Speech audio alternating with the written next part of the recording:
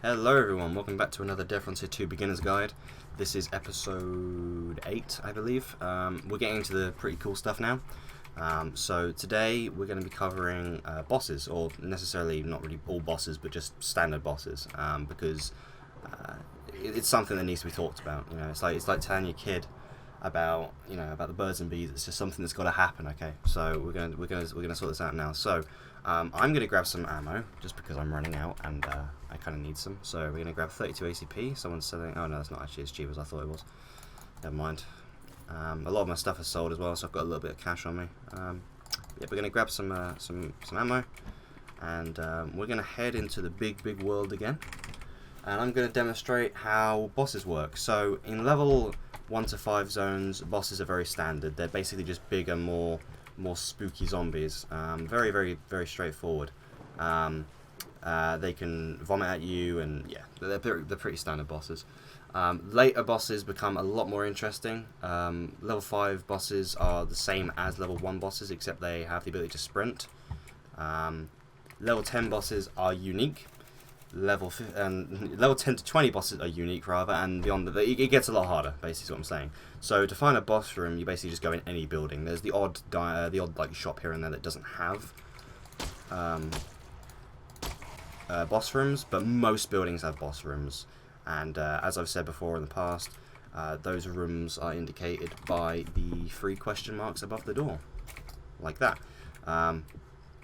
So in here will be a boss. Now, as I've said before, bosses are very straightforward. They'll vomit at you. They might have an aura effect, which can cause status effects. Level 1 bosses are very straightforward, and they give you a nice little bit of experience when you're starting out. So they're very simple. But obviously what you mainly do it for, other than experience, is loot, because when you kill a boss, you can loot their body, and they give you they always give you a rare item, or elite, or unique even. So we're going to go do that now. So those are standard zombies right there. This is in fact a bigger zombie that is bloody and, as you can see, vomits. So my basic advice when killing bosses is to take out the aggro. Some people say to just cripple the aggro. I just like taking them out, just, you know, not so much of a waste of ammo. But yeah, these bosses are very simple. I actually got vomited on, I can't believe it. But yeah, they have a fair amount of health. You just want to watch out for that. I will obviously cover more interesting bosses later down the line, so you can count this as a sort of boss guide, I guess. But it's not very hard. Like you just saw there, I actually just killed them right there. One thing to keep in mind when doing bosses is obviously the aggro side of things. More zombies spawn. I don't think I've actually covered these guys yet. These are worms. They're really annoying. I don't like them.